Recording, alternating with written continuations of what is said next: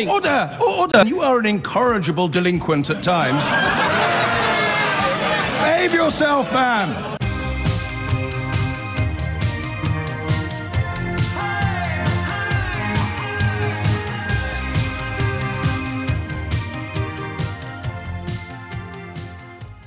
I just can't quite believe it. It's all coming together exactly as we said it would, and I've honestly spent the last 6 months really hoping I was wrong about everything. So I reckon we're now in a place where either we accept single market customs union membership, which of course we spent the last 6 months, Brexiters spent the last 6 months pretending they knew all along they were voting to leave, or we accept the reunification of Ireland. I can't see any third way on this, which of course will involve them all just screaming betrayal at the top of their voices without really being able to explain what they mean and why it's not their fault when they said it was all going to be easy. Should we talk about weed? Or super-strength skunk cannabis, as you have to call it if you're a tabloid journalist. I don't know a lot about this, I've got to tell you. I've made no secret in the past of getting into trouble in my youth with cannabis. My mum doesn't like me talking about that. But, you know, you can't expect you to level with me about stuff unless I level with you. Also, it was in every national newspaper in the country when I got expelled from school, so unless I try and do a Max Mosley, I'm going to struggle to get it all wiped from the record. We should talk about Max Mosley tomorrow as well. Astonishing. Just when you think things can't get any madder, Daily Mail are having a go at Max Mosley for publishing something racist in the 1960s. I don't know whether this is part of the courtship process that precedes offering him a column, but we'll have to wait and see. The front page of the Daily Mail is having a go at someone for being racist. Truly, the rabbit hole has now consumed us all. Max Mosley, for the record, does have questions to answer, but I've told you that I can't talk about him without chuckling because we sat next to each other on the telly a few years ago, and I was being really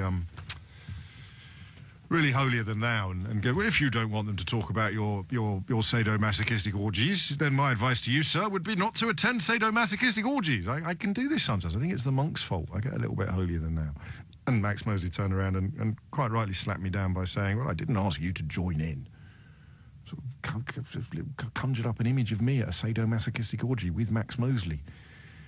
I apologise to anyone who was thinking of having lunch in the next 40 minutes or so. PMQ's on the board in 39 minutes. Before that, I don't know that we're ready yet for another conversation about shops, are we? I feel we've done it relatively recently, and given that Brexit, of course, unless you're still hanging on for your unicorn with extra fitted electronic checking cameras, then you'll be feeling as downcast. And the shops news, the retail news, most of which people are attributing, at least in part, to the economic uncertainty that we deliberately voted for, knowing exactly what we were doing. Thank you very much. They need us more than we need them.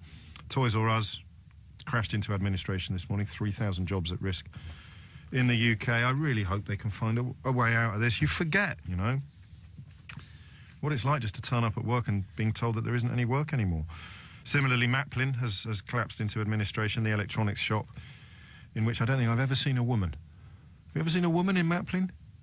I don't think I've ever seen a woman in Maplin. Do you go into Maplin? Do you? I apologise, I take that back. Last time I was in there, they asked me to move along because I was hogging the electronic drum kit. But they've gone under. That's 2,500 jobs at risk. They're trying to raise finances through a rescue deal. Good luck to them. And the casual dining chain, Prezzo, has announced plans to shut a third of its restaurants. That's why I don't want to talk about it, actually, because I have no news. I have nothing new to say. There's 5,500 plus 100 restaurants potentially facing unemployment, definitely facing uncertainty, and it just kind of is. That's the reality this morning. That's the economic news. So we'll talk instead about super-strength skunk cannabis. I read a while ago, Ben Goldacre. This is one of those areas where I'm going to have to confess to a degree of ignorance that, frankly, I should have addressed by now. The other story that I'm not going to talk about is the one about us being so unsatisfied with our GPs at record levels, just because I've got to try and find something that's a little bit more cheerful to talk about. So I thought we'd talk about, well, it's not really more cheerful, is it? The claim that we're somehow looking at an increase in psychological problems. But that's the claim. You're familiar with this claim. And there is plenty of anecdotal evidence. We all know somebody who has had a mental health crisis while or after smoking super-strength skunk. But weirdly, and this is what I got from the Ben Goldacre book, but I don't know if it was in this chapter. Do you know that you are statistically more likely to drown if you've just had an ice cream.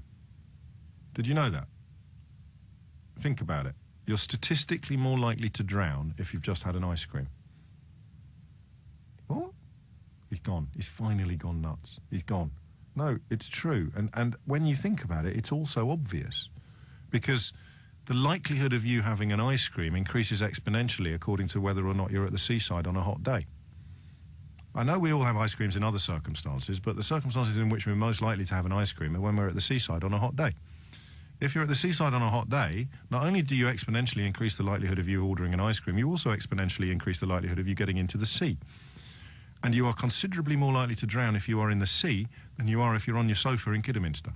Ergo, statistically, you could, and this is correlation, not causation, you could show a link between eating ice cream and drowning. And I've often wondered whether the skunk cannabis thing was the same. I don't know the science, and I apologise for that. But I do know that 94% of cannabis tested by researchers at King's College London, this was harvested, if you like, from 1,000 police seizures, found that 94% of it was so-called super strength. I put my teeth in and try again. What I don't know is where the science stops and the journalism begins. And I don't know who can help us with this. We probably should have got on an actual scientist, but usually you come galloping to my rescue on the phone lines. So when I read it in the Daily Telegraph, I read that nearly all cannabis on Britain's streets is super strength skunk, and then I read this word could, you see.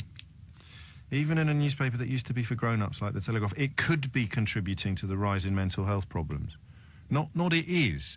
And that's in line 2. And then you get down to line 10, and it talks about the drugs a scientist warned the drug puts 2 million users at risk of schizophrenia, depression, psychosis, and delusions. Is there hardcore scientific evidence linking so-called skunk to an increased likelihood of mental episodes? Because I'm pretty sure, I don't want to misrepresent the guy because he's one of the most considered and impressive writers in the country, Ben Goldacre. I'm pretty sure the science in his book, which is called Bad Science, I'm pretty sure that he drove a coach and horses through the claim that super strength skunk was somehow... I don't know. I don't like thinking out loud when it comes to other people's work and research. So what I'll do is open up the phone lines and I will say... What can I say? I'll say that my understanding, my experience is that skunk is a bit like having a glass of sherry instead of a glass of wine. So it's stronger, but it's still part of the same family. I wouldn't really compare... I wouldn't compare it to sort of 80% proof poachine or schnapps or something like that. I mean, you can, with crossbreeding and what have you, grow stuff that's incredibly strong. But all right, I'll level with you. I'm going to go a bit Brexit, and I'm going to tell you what I want to be true, which is that this is all tabloid scaremongering built upon a weak understanding of science and a perfectly forgivable and understandable response on the part of families who've been affected to the plight that their loved one has endured. So because your loved one smoked a lot of skunk and then had a mental episode, you think that it must be linked. I wonder whether a propensity to mental health crisis, certainly perhaps anxiety or depression, makes you more likely to smoke weed in the first place. If it is essentially understood to be a drug that cheers you up a bit or at least knocks the rough edges off your day, it's a judgment. Well, look, let's go for uncontroversial language. It chills you out. That's the claim. Whether it's true or not, that's the marketing claim. That's the claim. Cannabis chills you out. So if you have a tendency towards depression or anxiety or psychosis, are you going to be more likely to try something that chills you out? And then if you get poorly later, you can see why people would join the dots. But whenever I have conversations with you that involve me saying what I want to be true, I have to try even harder than usual to find people to tell me that I'm wrong. So if you're not a scientist, what are you? A massive caner? I mean, who are the qualified to comment on this issue? Let's find out, shall we, in the most time-honoured way of all. The number you need to contribute to this conversation about whether or not the news that all cannabis is now, quote, super strength is really the medical time bomb that the Daily Telegraph have found one scientist prepared to claim, or am I in danger of doing what I always criticise others for and moulding the facts to fit my own feelings. 0345 6060 973 is the number to call. You can email, you can text, and you can tweet. But this is in quotes, and there's always a reason why it's in quotes, and that's what scares me. Super strength cannabis fuels mental health crisis. If it's in quotes, it's a claim. If it's not in quotes, it's a statement of demonstrable fact. So either as a scientist or either as a humongous consumer of cannabis or as someone who's been on an unpleasant journey, give me a call, tell me what's what. We'll catch up with PNQs in about just under half an hour's time. Before that, there's a story in the news about cannabis. We've resisted the urge to talk about the last few, but this one speaks to so many different issues. If there is really scientific evidence that super-strength skunk cannabis causes mental health problems, why do tabloid newspapers and also the Telegraph, which isn't a tabloid in shape but is absolutely a tabloid these days in sensibilities, why do they have to put it in quotes? Andy's in Cheltenham. Andy, what do you think? I think the fact that it's illegal means people grow it under lights in clandestine operations, so they naturally grow the thing they get the most money back for.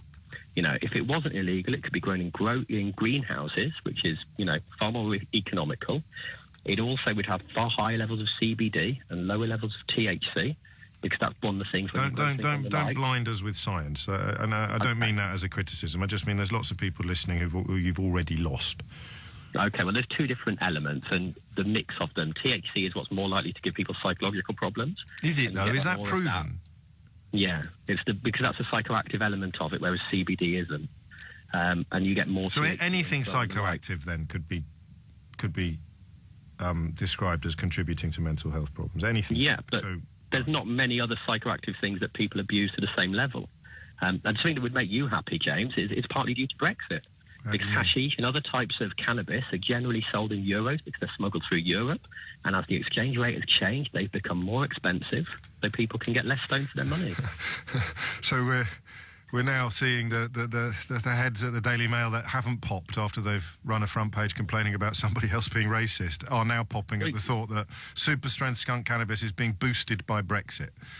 Yeah, well, I thought you'd like that, actually, James. Well, no. I mean, I like the idea of heads exploding over at the Daily Mail, metaphorically speaking, of course. But I don't understand it enough yet to have a view on this. So the idea of if it was legal, then it would be you could grow it outdoors, and you wouldn't be growing it in these greenhouses. Anyone who grows tomatoes knows that what a greenhouse does. So in growing it indoors under lights, you're actually creating something that's much stronger than you would be doing otherwise. Yeah, definitely. Because you're growing it under a light pattern of like 18 hours. So it's not just a greenhouse, is it? It's a polytunnel with lights inside it, UV lights inside. I mean, it's fact, Frankenstein. In Holland, where they grow a lot of the vegetables and get really high yield, they use the same light pattern. So you do 18 hours of light, 6 off. Whereas if it's grown naturally, you're roughly 12 on, 12 off. Is that right? And the plant has more time, is it anaerobically working? I don't know. Yeah, so it gives a different result. So my tomatoes observation was one of uncommon genius then, without realising. Because all actually skunk is it's the flower of the plant where you don't let it get fertilised, and the plant then channels loads of energy into it, basically. What about punters? You sound as if you know of what you speak. I want to remind everybody that this is an illegal substance that we're discussing, albeit one that is in wide circulation in this country, to a degree that its strength becomes a news story. If it wasn't in wide circulation, its strength would be irrelevant to everybody. So I don't want to glorify or encourage criminality by any stretch of the imagination. Would the punters actually prefer more choice? If 94% of what is available, according to this research, is so-called skunk, the artificially enhanced cannabis, if you will, would it be fair to say the average punter would probably rather go back 10 years to what things were like then, but they've had their choice taken away by the market? I think you'd have to go back more than 10 years. Yeah, but you know what I mean. In fact, to be honest, most of the kind of old hippies that still smoke can get the other sort. The problem is most of the kids who come through, people that took it up in the 80s probably still have contact with people who are slightly different motivation in why they're doing it, and you can still get it. It's like, you know, in Wolverhampton, say there used to be quite a lot of Sensimilia, which is a Jamaican breed, which was imported from Jamaica. But it's all older people who have got, you know, different types of contacts to the general drug dealing that goes on. Yes, I understand that. Yeah, I do. So is it mixed? Yeah. You know, but a multi-drug dealer who will sell cocaine, ecstasy. They're only going to have skunk. They'd only have skunk, yeah. Because they're only interested in getting people off their box for as much money as possible. In the profit, and it's what's much more easily supplied, because they don't have to have international smuggling organisations. They can just go and buy a load of lights at a garden centre shop, you know, they have grow shops, and they can set it up in someone's spare bedroom. You know your stuff. I won't embarrass you by asking why. I've read a lot about it, to be honest. I find it really, really interesting. It is really, really interesting. You know, why it's been criminalised over time, and with other substances. That was to do with cotton farmers. Cotton farmers in the southern states of America, you go back far enough, who were terrified by hemp. The idea of hemp. I mean, there's loads of things. When Prohibition ended in America, there was a whole division of government which were going to become unemployed. So if they didn't find something else to penalise... To send people out, knocking down doors and kicking in tables. It's sort of unexpected Pet Shop Boys moment there. I've got some mates that run a company you'd like called THTC Clothing. Have you seen it? No. You have a look at them. They not only do they make wicked T-shirts, but they're really interesting on the areas that you find interesting, the history and the science. You'd appreciate a quick tool around their website. Okay. All right, thank you. Oh, you're welcome. Something for everybody. Free gifts today. 12:25 is the time. Brian is in Addleston. Brian, what's going on? Oh, good afternoon. Thank you for taking my call. I've only started listening to you recently. That's all right. There's no test. I thought I'd actually end up calling you about Brexit rather than cannabis, but there you go. It's very similar, really.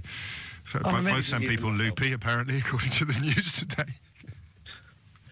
Yeah, I haven't actually seen much of the news. I've just got up and started listening to your show. All right, mate, go on. Yeah, I'm just talking about the strength of cannabis. I did hear the last of your last callers talking about prohibition, and that's what it comes down to. That is why the strong stuff is what is grown, and there's no difference between what's grown outdoors and what's grown indoors. It's the genetics, but I won't go into that. It's like, I can compare it to your sherry comment earlier on, but it's like having a bottle of wine and a bottle of whiskey. You get more drunk and you get more money as a barman, if you like, for your whiskey. So it's a combination of criminality, prohibition and profiteering that essentially means that we're heading towards a place where the only stuff you can buy is the super strength stuff because you need less of it to get off your box.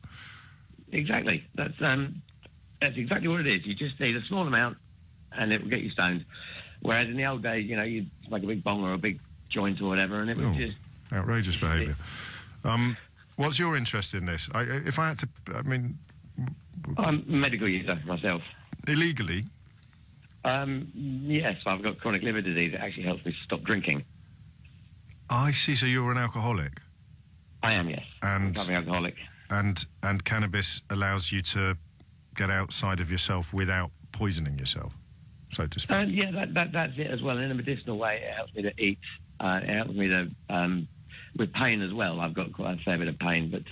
How did you discover it? I've been smoking as a recreational user for years. I've segued into being a medicinal user. I was at the reading at Parliament last Friday for the non-red bill, Paul Flynn. Yes. That was filibustered out. Unfortunately, the rereading of that will be July the 6th, and there will be a lot of people there. A lot of very sick people. I know there are. It's an odd one, isn't it? Because theoretically, it would involve a campaigning right-wing tabloid to stick up for people who are suffering unnecessarily. But because the solution to their suffering is arguably cannabis, no one's really stepped up to the breach. The Independent had a go a few years ago under Rosie Boycott, but that they did, and then they went out anti-cannabis as well for the psychosis reasons, and then they are pro-cannabis again. And the way the tabloids abuse it, the Daily Mail, my dad actually cut out an article and gave it to me, which was against cannabis, talking about using out-of-date research with regards to mental illness. Yes. And if you actually read between the lines, it said, don't vote Lib Dem. That's what that article said. That was the whole point of it. Well, you know, if the Daily Mail can come out against racism today, they might come out in favour of cannabis tomorrow, Brian. Stranger things have already happened. Well, we're far enough down the rabbit hole now. You never know what's going to happen tomorrow. You're absolutely right. It's 29 minutes after 12. I hope you carry on your recovery effectively and successfully. You're listening to James O'Brien on LBC, where we continue to question, really, the coverage of cannabis. Science in the newspapers. I was talking to somebody about this the other day. Who was it? Was it you? Was it on air or off air? I get confused sometimes. I'm aspiring to Steve Allen levels of having no joins and seams between my broadcasting and the rest of my life. Steve just sort of sits down in front of the microphone at stupid o'clock every morning and carries on as if he was in the studio, in the office, talking to us. And I can't remember who I was talking to, but people, I mean, the way journalists write about science is a source of almost never-ending frustration to actual scientists. It was somebody whose own research had ended up on a front page. It may have been on Twitter, and he ended up writing a long thread about how he didn't recognise the research that he'd led from the way it was being described in British newspapers. I think I've been filibustered by my own producer. I really wanted to talk about the head teacher who's banned his pupils from touching snow. But every time I kept asking what we're going to do next, she kept giving me other stuff to do. I did set that out at the top of the show. We'd hopefully have time tomorrow to have a look at it. God knows there's going to be a hell of a lot more snow. Just glancing out of the glass door and seeing the window over the way. This is getting really serious. But if it's true that if a kid gets hit with a stone that's wrapped up in a snowball and mum and dad then sue the school and the school gets hit for hundreds of thousands of pounds, maybe the head teacher who's banning children from touching snow isn't quite as bonkers as he initially appears. It's one of those lovely stories, or frustrating stories, where one imagines that detail and understanding possibly change the invitation to a knee-jerk response. I don't know. Anyway, we're talking about cannabis, super-strength skunk cannabis, to be precise, and we're sort of wondering why it now essentially dominates the market, almost impossible to buy any other kind. Latoya is in Lewisham. Latoya, what can you tell us? So basically, I was actually listening to... Oh, the phone line's gone, which is a shame. Unless the Basically alarm has started working again in secret without us noticing. God, that was years ago. Anybody still here from the Basically alarm days? You used to actually have an alarm that went off when people said Basically. As part of my essentially futile campaign to ban the word from public usage. I must tell you another time, because it backfired horribly on a couple of occasions. Let's give Latoya another go. Latoya, where were we? Hiya, can you hear me now? That's better, yeah. Right, so basically, I've got a psychology degree, and in my final year, I did a dissertation on basically cannabis, or the active ingredient, which is what actually does cause problems in your body. It's called THC, which is tetrahydrocannabinol. And basically, inside of our bodies, we've got something called an endocannabinoid system. Yeah. And what happens is we have certain chemicals that will attach to those receptors. Now, when people smoke weed or skunk or whatever you want to call it... Well, no, they're two different things for the purposes of this conversation. The skunk is the sort of super-strength weed in the language of the Which is Germans. the worst one, because it's got more chemicals in it and God knows what else in it. So basically what it does is that then attaches to the receptors. So our normal bodily functions, like things like dopamine, will want to attach to a receptor to make us feel happy and stuff. Cannabis will attach to this instead. So what happens is if you smoke skunk or for a long period of time, those receptors break down. So your brain has to build new chemical pathways for the normal natural chemicals that are in our body. What grade did you get for your dissertation? What grade did you get? I got a 2-1. I don't know if that's good enough for this programme. We only really take academic contributions from people with first-class degrees.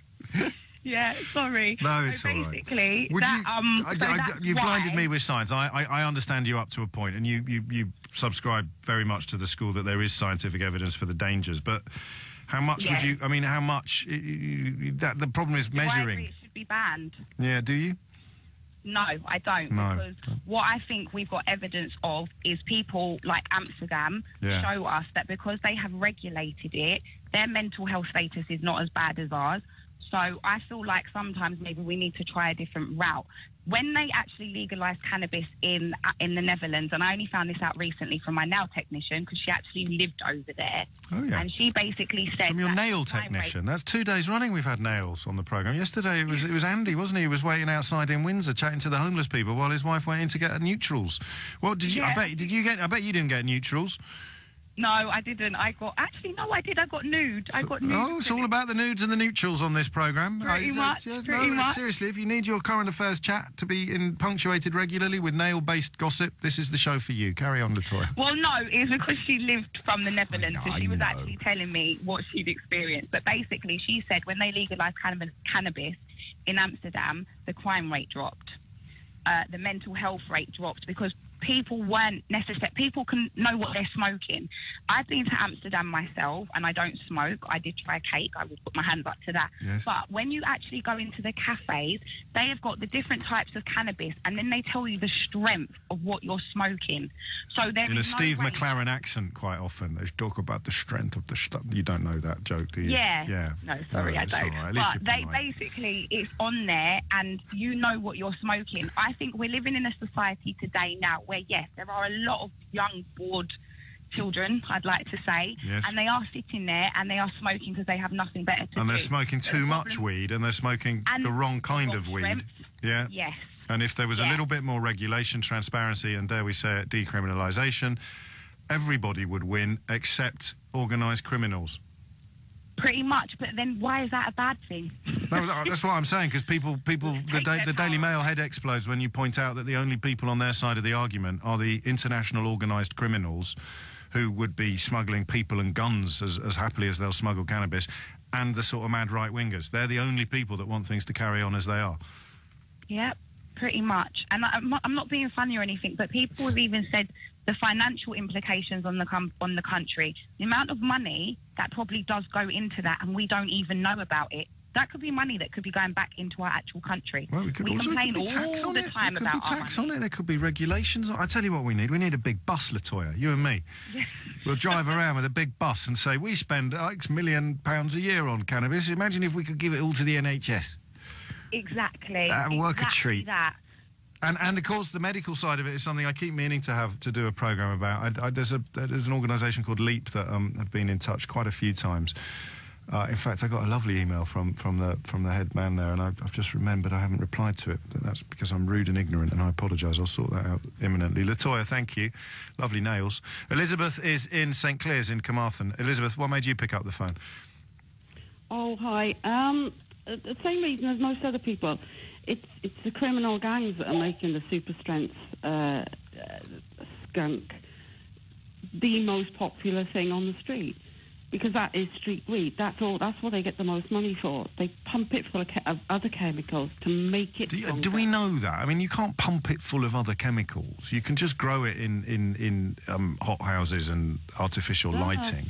You can boost it with flower boosters and. But they're not chemicals. That's just enhancing the production of the naturally occurring. I'm not being boring. I think you're kind of right. But if you say you're injecting it with chemicals, that's a bit like.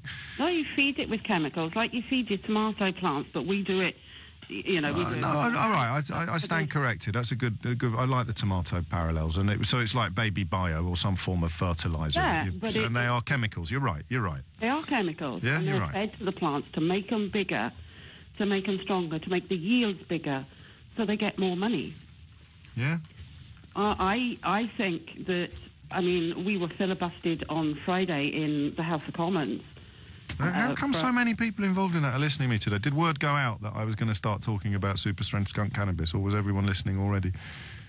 Well, we had a bill, the second reading of the the Elizabeth Bryce bill.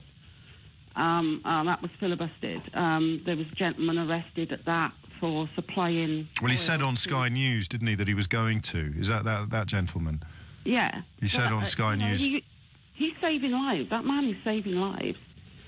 We've known since 1974, I think it is, that cannabis actually kills cancer cells. Well, I'm little. I mean, I don't have the qualifications to allow that to go unchecked or unchallenged. You use it medically yourself, do you? I do. I have fibromyalgia. I have COPD. And how does it... just very briefly, what's the difference between Elizabeth without cannabis and Elizabeth with cannabis? Elizabeth without a good cannabis, not skunk. Yeah, okay, yeah. I can move. Oh. I can do my housework. It's that big, it's that profound a difference. I've seen videos of it, actually. It's... If I don't have... I take a tincture. Yeah. That's like an oil. It's a tincture. It's a watered-down oil. Okay. In layman's terms. Yes. I take it in the night before I go to bed, and I can actually get up in the morning and feel like I've slept. And not feel like I've wrestled with my pillow and my mattress and my duvet all night.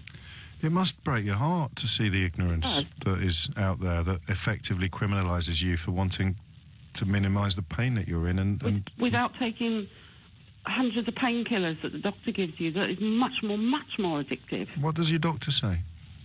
They just roll their eyes. Oh, really? They don't have a view on medical use of cannabis, because why would they? They don't get taught about it, do they? They can't. They're not allowed to. No, exactly. You know, I've seen people with, and I've seen this myself. I have seen a person within 2 weeks of taking a tincture go from not knowing her daughter to telling her daughter she's running late for the doctor's appointment. I've got no reason to doubt you, and I have seen some similar footage myself online, but I have to stress that Elizabeth is not speaking from a position of authority, like a recognised academic authority. That's fair enough. But it's something I've actually seen with my eyes. I think I believe you, but I'm just doing my housework. I'm just doing my housework, Elizabeth. I've got to keep my backside covered on these things. Well, all right. No, if our medical patients, users, could grow what they needed, because different amounts of the THC and the CBD and all the other chemicals that are in, there's over 400 chemicals. And like the lady said before me, everybody, animals and humans, are born with an endocannabinoid system. And that needs feeding. I'm glad you were listening today, and I shall give you special permission to give me a kick up the backside if you think I've gone too long without returning to this issue in the coming weeks, because certainly that parliamentary filibuster was something that I meant to talk about and completely... I didn't forget, we just got overtaken by events. Blinking Brexit. Just a little mention to Pete for coming out with the word moronathon. That's being added to our Brexit dictionary, our Brexican, if you will. Is it neologism, is that right? Or a new word, is a neologism? I haven't heard of that one, James. I think it is. I hope so. I've just tweeted it. Anyway, Theo Ushwood is here to talk us through events at PMQ. So are we still here? Have we still got a government? Is everything all right? Is everything being fixed? Just about. Theresa May has, of course, responded to that Brexit treaty, a draft Brexit treaty, saying that nothing must threaten the constitutional integrity of the United Kingdom. But she actually began Prime Minister's questions with a soft whips question from one of her own MPs, allowing her to go on the attack against Labour and its decision to back staying in the customs union. Can I say to my honourable friend that he's absolutely right. We want to be able to have a good trading relationships with the European Union, but we also want to be able to negotiate trade deals around the rest of the world with an independent trade policy. And I was rather confused because I heard a speech earlier in the week, which I believe was given by the Labour leader on this subject, where he said that he wanted Labour to negotiate a new comprehensive customs union. That would mean we couldn't do our own trade deals, and actually would betray the vote of the British people. And in about the next sentence, he said he wanted a customs arrangement, meaning we could negotiate our new trade deals. Well, that's the government's position. So what does he want to do? Let down the country or agree with the government? Oh, Lord. The problem for May with this, James, is that May knows, and the Tories know, that trade isn't that bigger an issue for Labour Leave voters. And so what they're trying to do is to get down to this idea, drill down to this idea that there's a betrayal, that Jeremy Corbyn has let down the country. And that's why she's trying to move it away from trade. Interestingly, Jeremy Corbyn, on the other hand, takes trade and the issue of trade and international trade deals and puts it in and frames it in the way of the NHS and what it means for the privatisation of the NHS, what it means for food standards, fluorinated sugars, which has a much greater consumer focus and will, Labour believe, and I think they're probably right on this, play much better with voters. Now, it's the first times because Jeremy Corbyn began Prime Minister's questions by going after the traditionally Tory business vote with this attack. Just to recap on today, the Daily Mail is complaining about somebody being racist. Yeah. The CBI has come out in favour of the Labour Party's policy on the biggest issue facing politics in our times. And Jeremy Corbyn is going in hard on PMQs on trade and business. Yeah. Mr. Speaker, I understand the Prime Minister is going to make a speech about this on Friday, but I hope she will address the concerns of 94% of small and medium-sized businesses who say the government is ignoring their concerns about how we leave the EU. But who does she think might be better at identifying the business opportunities of the future? The Confederation of British Industry, the Engineering Employers Federation and the Institute of Directors, or the International Trade Secretary? There's a temptation, James, and this is a temptation on the Tory side, to try and believe the hype that Jeremy Corbyn is this hard left politician. But actually what Brexit has allowed Corbyn to do is to become a centrist politician. Theresa May goes out to the right to keep her Brexiteers, her Eurosceptics who are happy when it comes to trade, and even if that means sacrificing the customs union. Business, Tory Remainers throw their hands up in the air. Jeremy Corbyn is going straight after those votes. He's not holding back and saying, well, I've got these principles that I need to keep to on the left of left Labour politics. He's going after those votes. She's created this vacuum, and Jeremy Corbyn, rather than stand back, is going there because, of course, he knows, and Labour know, that when you go back to the last general election, they ramped up the number of voters, younger voters who hadn't previously voted for. They took the UKIP voters back to Labour that they could. They also, they went after the Lib Dems. They hammered the Lib Dems. The only votes for Jeremy Corbyn to be Prime Minister, he has to win over Tory voters. And at the moment, Theresa May and the government is giving him the weaponry to do that because they're pandering to the right of the party. Can I just refer him to what the Federation of Small Businesses has said about our position? The UK small business community sees the potential wins of an independent UK global trade policy. We want trade kept as easy as possible with the EU27. That's our position. Small businesses are pushing to export to new growth areas: the US, English-speaking nations, emerging economies, and the Commonwealth. A good trading relationship with the European Union and free trade deals around the rest of the world under an independent sovereign nation. Very little has been said in this debate this week even about immigration, which of course we all know was one of the central planks of both sides of the campaign during the referendum. Corbyn left the door open in his speech on Monday to avoid introducing strict controls on EU migrants coming to the UK. The Labour strategy is to channel people's anger, and they did this during the election, away from immigration and towards public services. One of the sectors already suffering very badly is that of health and social care. It is highly reliant, Mr. Speaker, on migrant workers. We depend on them for our health and the care of those that need it. Isn't the Prime Minister just a little bit concerned that European Union workers with vital skills are leaving Britain in unprecedented numbers now? In 2010, David Cameron made a promise to cut net migration to the tens of thousands. We now have net migration falling, and from the EU nationals coming to Britain, it fell by 75,000 in the last year, and it now stands at 220,000. More migrants come from outside of the EU, of course, which the referendum has no bearing on whatsoever. And we're now in this perverse, and again it's perverse, situation where Theresa May is standing up in the House of Commons and saying, we're really worried about the numbers of people coming to the UK, not because there are too many of them, but because they're too few. We do have a care about the number of nurses and GPs that we have in the NHS.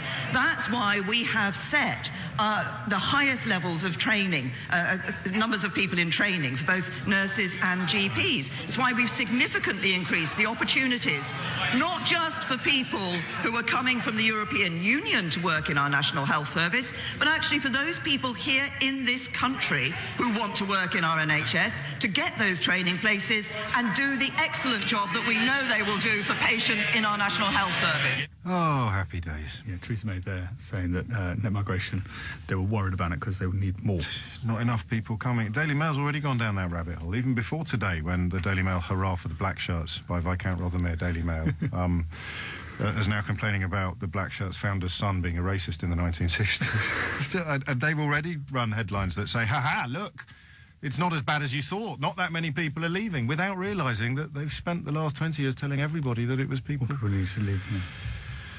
Anyway, Sadiq Khan will be here tomorrow, the Mayor of London, taking your calls, answering your questions. You can get in touch in all the usual ways, but if you want to book a berth, then sadiq@lbc.co.uk is the email address that you need. And touch wood, all things being equal, and unless, of course, he becomes buried in the snow, Ricky Gervais will be back on the programme for the first time in a few years. We can find out what we did to offend him last time.